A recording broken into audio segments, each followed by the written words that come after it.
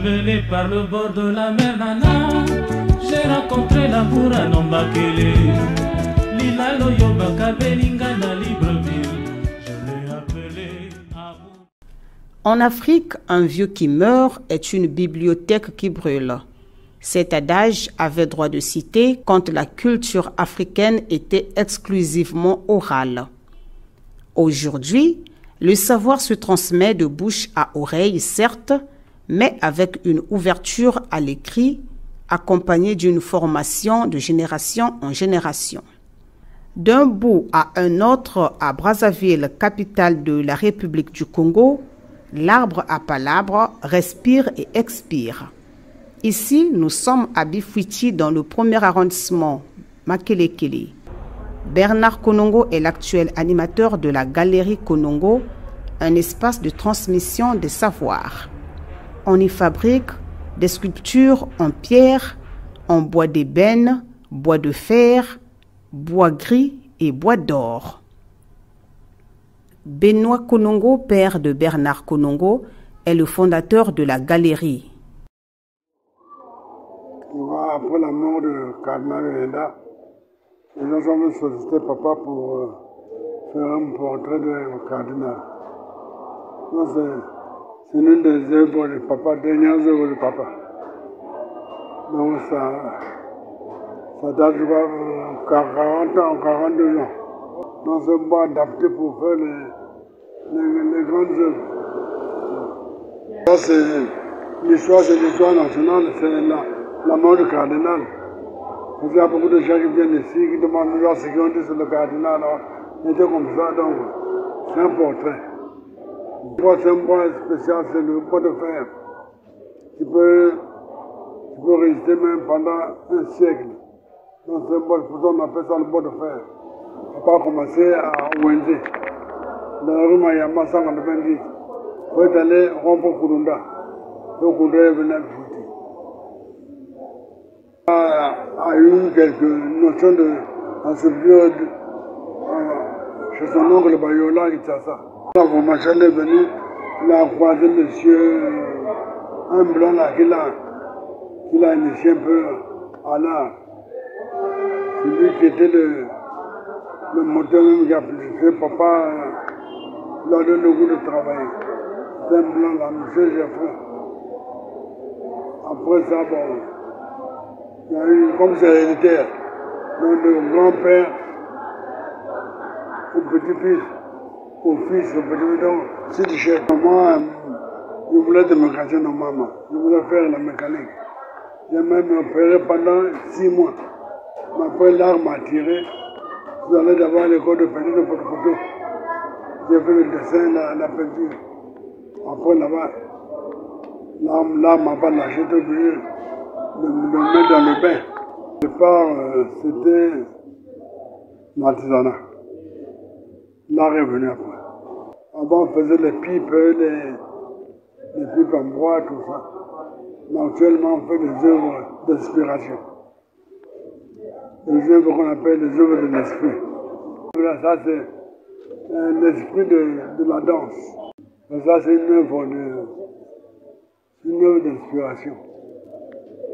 Mon idée, c'est de créer un centre de formation pour les enfants de la rue. Pour parler des enfants de la rue, il y a les qualités. Donc moi, je donne des cours de veille. Même au Gabon, je donne des cours de veille au lycée français. Malheureusement, il n'y a pas de sponsor, il n'y a pas de... Ils peuvent nous aider. Mais aidez-moi, parce que c'est moi qui forme. Mais malheureusement, on attend. Il n'est jamais trop tard.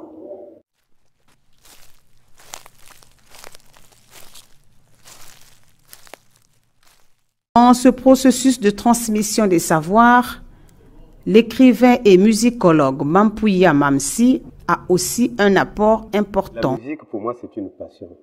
Depuis que j'étais gosse, je composais les chansons, je fabriquais des instruments avec des matériaux locaux et de fil en aiguille, j'ai appris la guitare. Après, je suis allé même à l'école de musique et là, j'ai commencé à réfléchir sur la musique.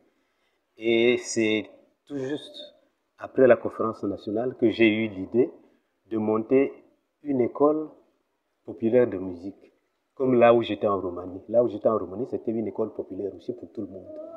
Je me suis dit, est-ce que je ne peux pas faire la même chose qu'ici? Donc j'ai monté une association avec des amis. Nous sommes partis voir le proviseur du lycée Savournien de Brazza, qui nous a donné des salles pour tous les samedis de 15h à 18h. Donc j'avais eu une trentaine d'étudiants de tous les âges, quoi. Il y avait des retraités, il y avait des étudiants, il y avait un peu tout le monde. L'école a fonctionné pendant 2 ans, en 92-93.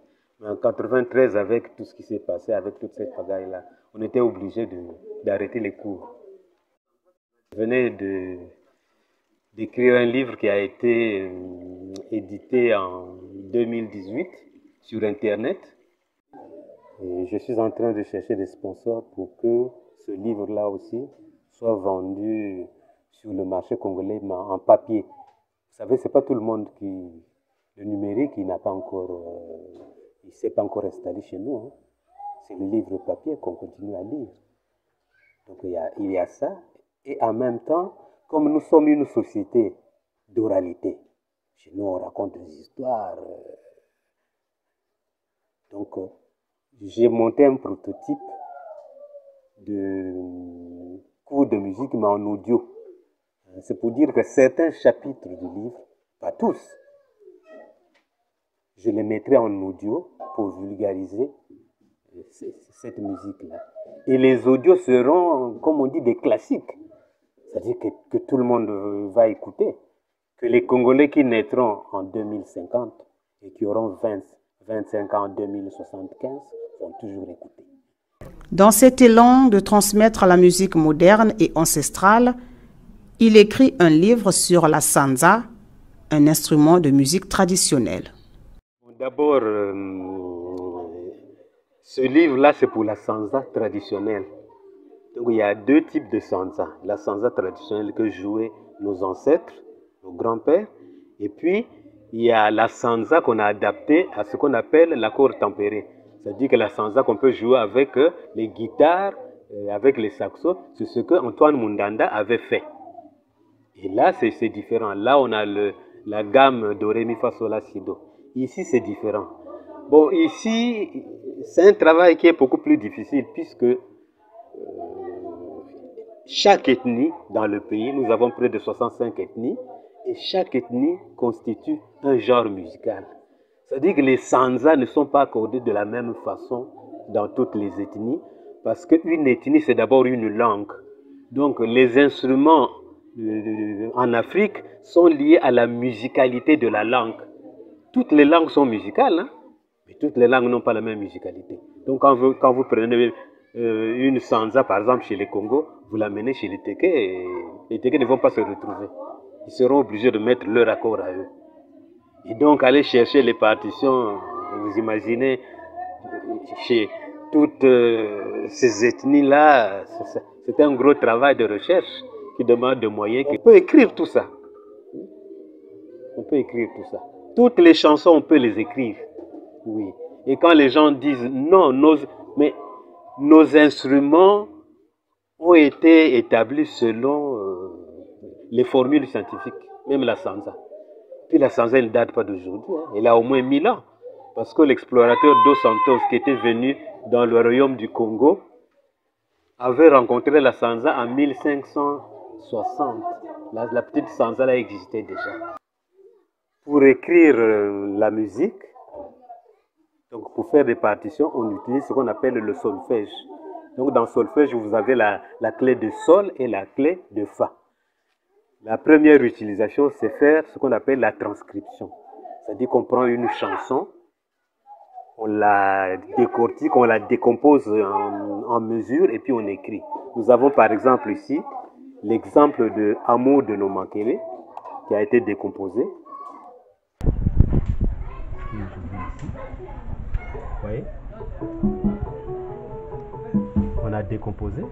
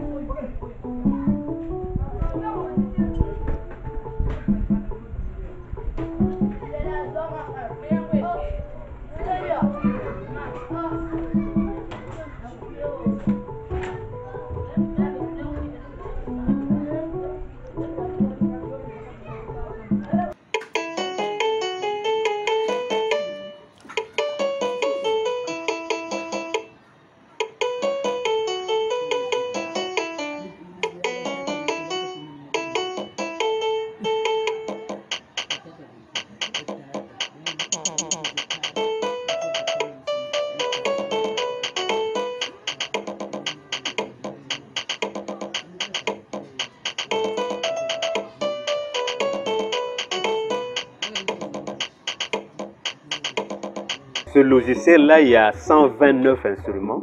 Donc on peut choisir l'instrument qu'on veut. Si on veut mettre la flûte, si on veut mettre le saxo, l'orgue, le piano.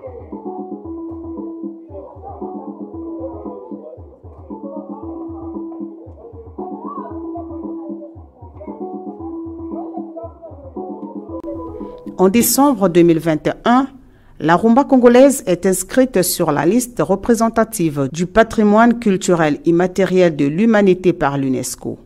L'élan de Mampuya Mamsi est de beaucoup dans la consolidation de cette reconnaissance mondiale.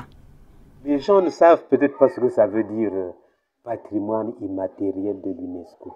Ça veut dire tout simplement que la rumba n'est plus la propriété des deux Congos. Elle appartient au monde entier.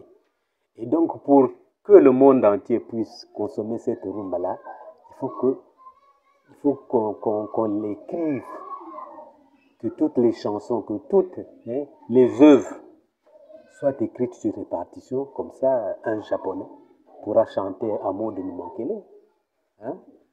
N'est-ce pas? Un Américain pourra chanter, je sais pas, n'importe quelle chanson de Pamelo ou bien de Taboulé, c'est ça. Et que donc, cette musique-là pourra être enseignée dans les conservatoires. Madame, dans les conservatoires, on n'écoute pas les cassettes, on n'écoute pas les CD, on n'écoute pas les clés.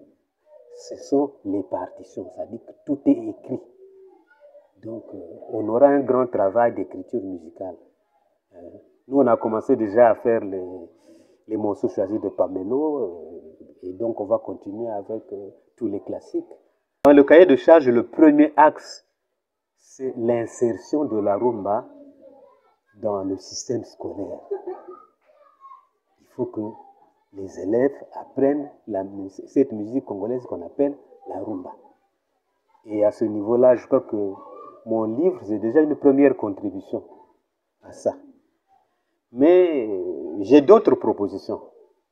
Nous, quand on était au lycée, il y avait le laboratoire de physique et le laboratoire de sciences naturelles.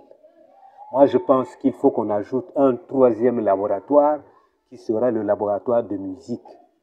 Dans cette salle-là, il y aura les instruments traditionnels, il y aura les instruments modernes, il y aura les disques, il y aura les photos, et donc quand les élèves viendront dans cette salle-là, ils apprendront la flûte, ils apprendront beaucoup de choses. Donc, un laboratoire de musique dans les lycées.